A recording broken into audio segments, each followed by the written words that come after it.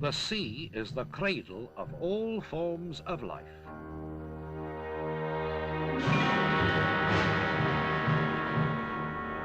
It is believed that over 1 billion years ago, the first tiny seed of life formed itself in the sea. Countless ages elapsed before this minute seed evolved into innumerable forms of life, and these steadily propagated until they filled the oceans. Some found their way to the land, and then all the continents and islands on Earth came to be populated with forms of life. In this film, we explore the world of microorganisms of the sea with the aid of the microscope.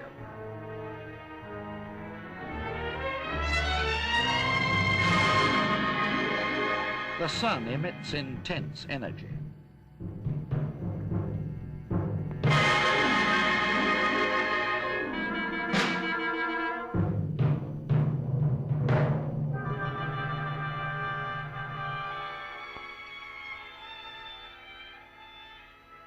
Its light penetrates the sea, and microorganisms within it are sustained by its energy.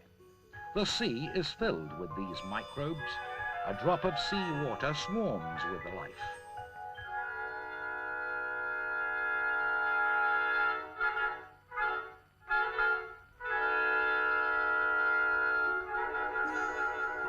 These are plankton.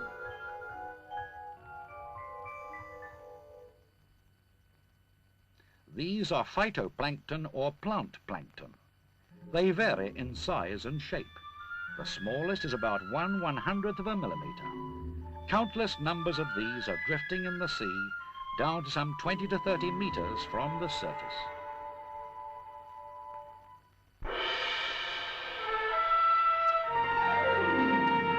The breeze caresses the waves under the steady rays of the sun. The seawater contains various inorganic substances, such as oxygen, carbon dioxide, phosphates and nitrates, which nourish plant plankton. Diatoms take in such nourishment and perform photosynthesis with the sunlight, which penetrates the waters.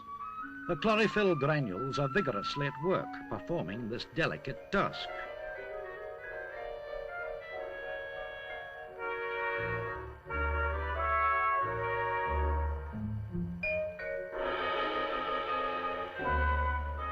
Here is another plant plankton or diatom. Each one seems to be filled with strength, having absorbed the energy of sunlight. Such substances as carbohydrates, oils and fats are formed within its body.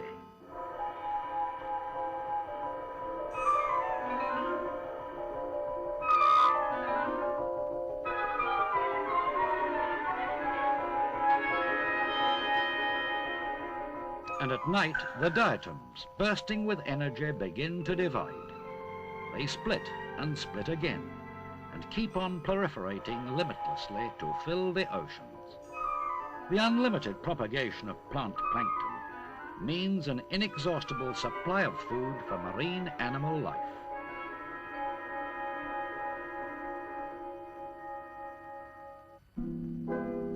is a kind of animal microbe called foraminifera. It extends cobweb-like pseudopodia to catch diatoms.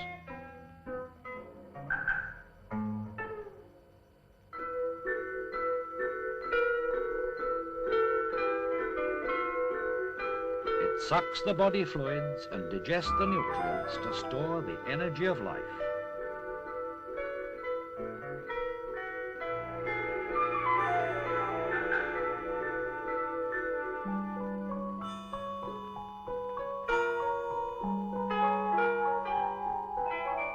Here is another kind of animal plankton called Noctiluca. It also feeds on diatoms. In this way, plant plankton, filled with the energy of the sun, become sources of energy for animal plankton.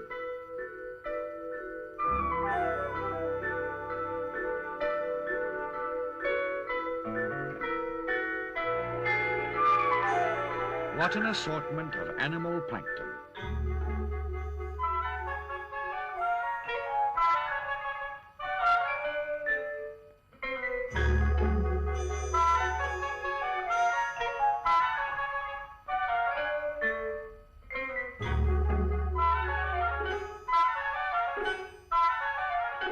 Among them we find baby crabs.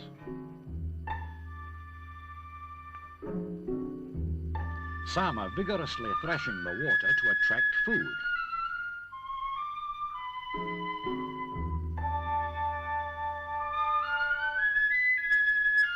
Why, this fellow looks like a rocket.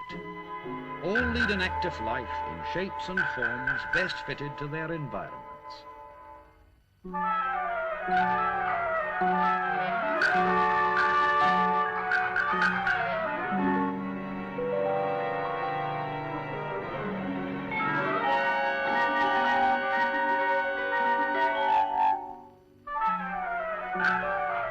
This one has a most elaborate form. It's a kind of radiolaria. Another kind.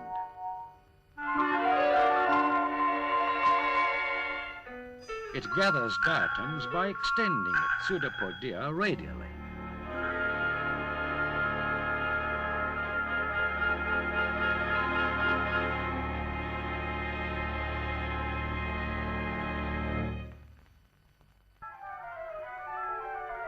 In the marine world of microbes, activity never ceases.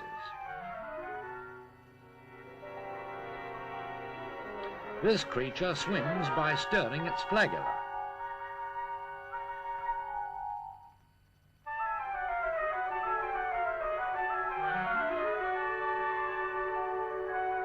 And this one seems to be jet-propelled.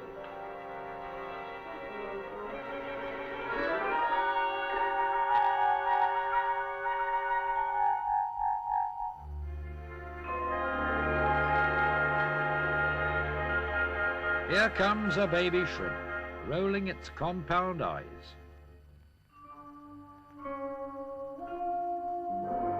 The shallows near the shore. Here too are numerous kinds of microorganisms. These grow at the bottom of the sea. In fact, the whole seabed is alive with various forms of bentonic life.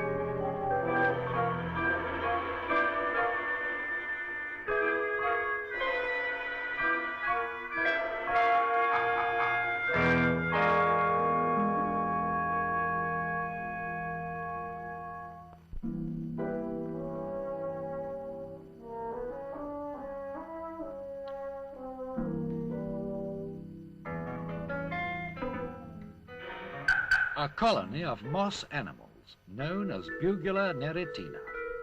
Like reef coral, a vast number of these, each about 1 millimeter in size, form a colony. They stretch out their tentacles to catch plant plankton and other drifting microbes.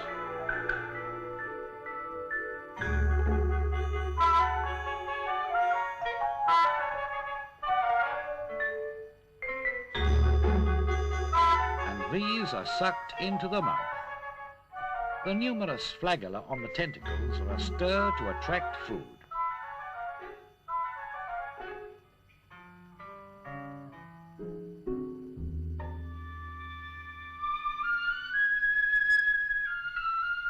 The moss animals are vigorously digesting the diatoms and absorbing their nutrients, and stock up energy to propagate their offspring.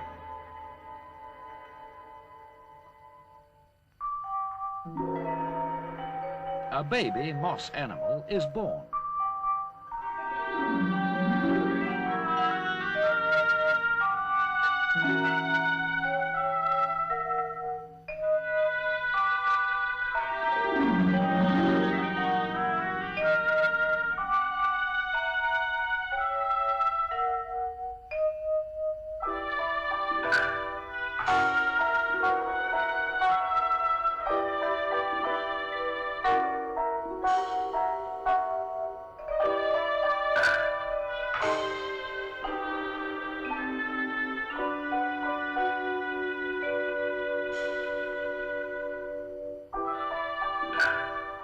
Numerous kinds of life are born in countless numbers.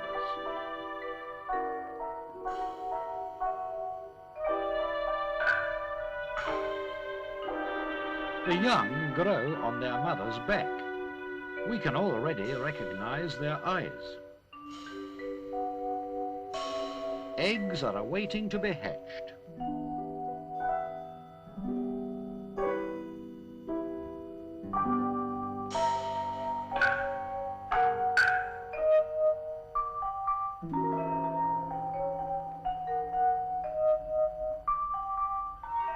Sea urchins spout their eggs in great numbers.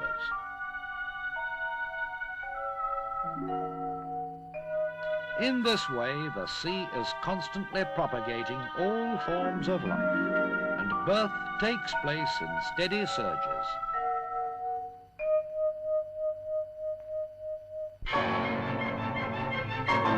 A school of dolphins. Fish in panic try to escape from their larger foes. And though these fish scamper away frantically, they constantly prey on plankton.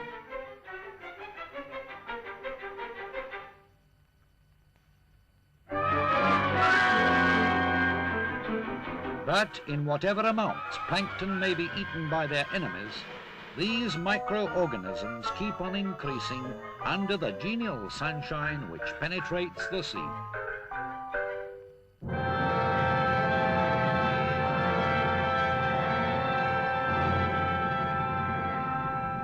And all the while, deaths take place in equally vast numbers. A swarm of microbes about to end their life. Death is approaching the plant and animal plankton alike, which once filled the ocean all fresh and vivid.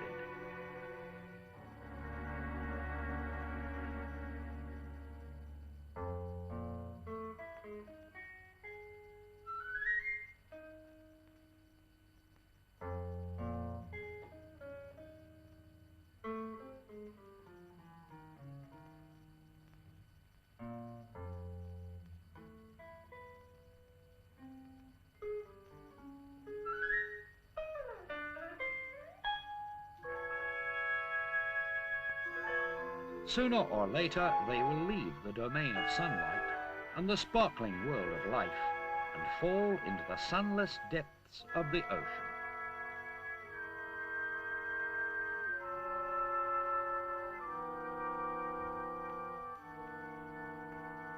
The remains of the dead organisms are attached by bacteria, and they slowly rot and decompose into lifeless, inorganic matter and dissolve. Thus, After death, all organisms in the sea are reduced to water, and as they sink to the bottom, give their substance to plant plankton as its food.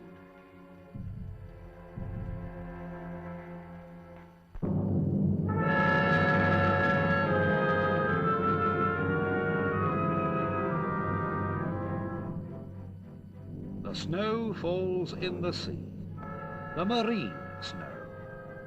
Various kinds of plant and animal plankton, which once lived fresh with the energy given by the sun, sink in a steady fall of marine snow. Since the beginning of life, the seas and oceans have seen this demise of organisms in marine snow.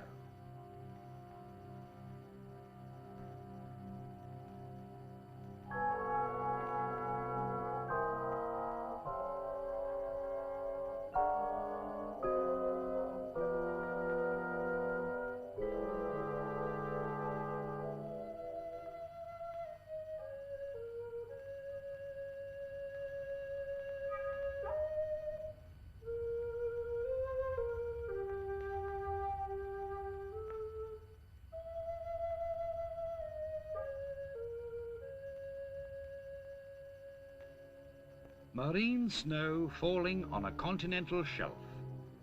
It mixes with the mud on the bed of the sea and piles high in layers.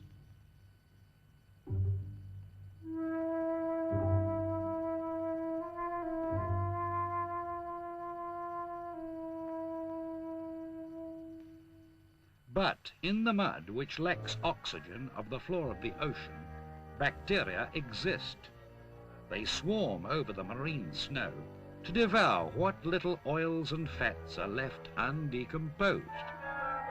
The marine snow is further decomposed, mixed with mud, and turned into oily matter, which is called protopetroleum. This, it is considered, is the origin of crude oil.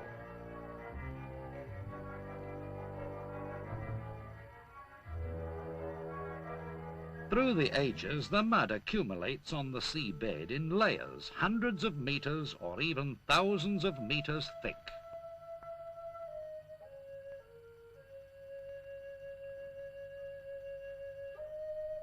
Silently, the marine snow continues to fall.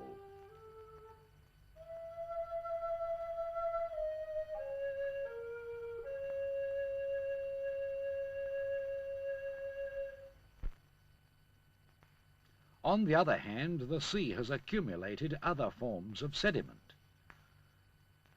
From the formation of continents, great masses of sand and mud, carried by the rivers to the sea, have accumulated on its floor.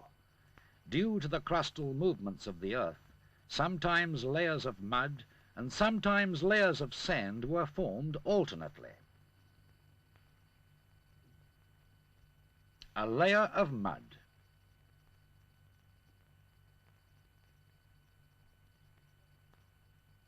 Now a layer of sand.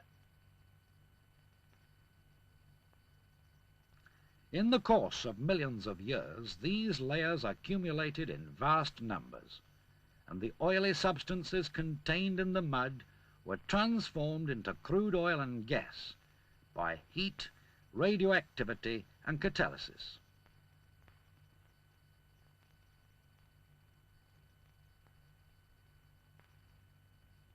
Meanwhile, movements of the Earth's crust caused these layers to fold, and some of them rose above the sea and became dry land.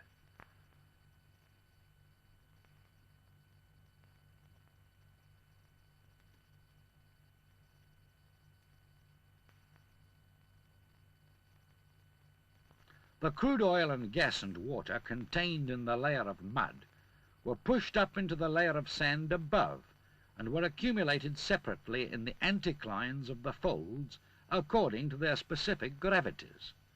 The sand layers became sandstone strata to serve as natural tanks, and the mud layers above became mudstone strata to function as caps for these tanks.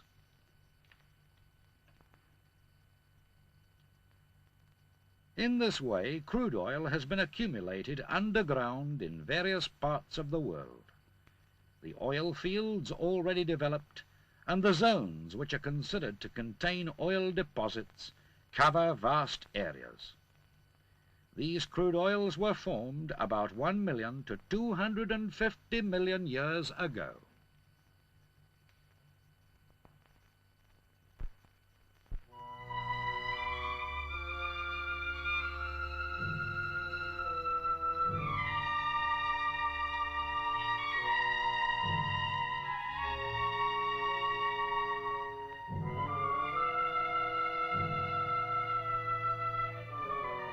Under the eternal night of stars,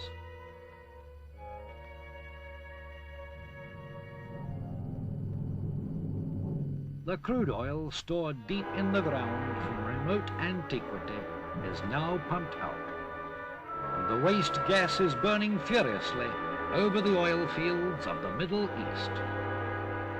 As the gas burns, carbon dioxide is liberated and then dissolves in the sea. And this feeds plant plankton, which perform photosynthesis, a grand cycle of the sun's vast energy.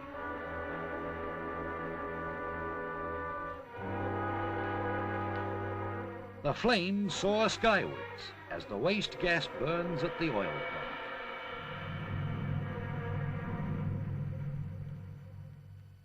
plant. Pipelines across the desert.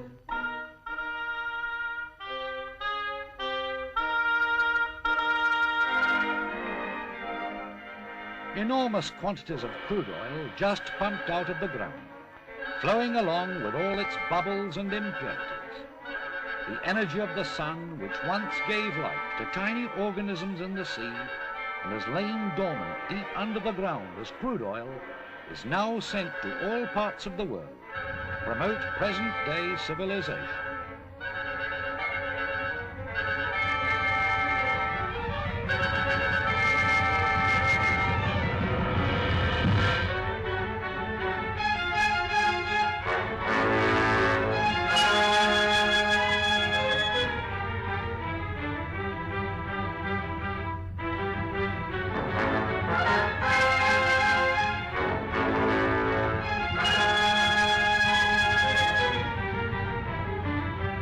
Tankers from various countries gather here to load crude oil.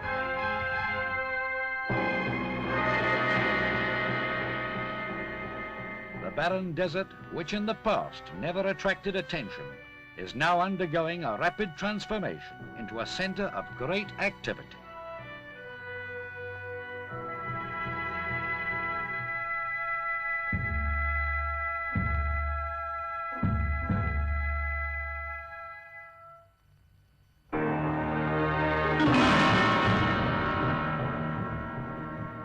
The sun and the flames of the waste gas.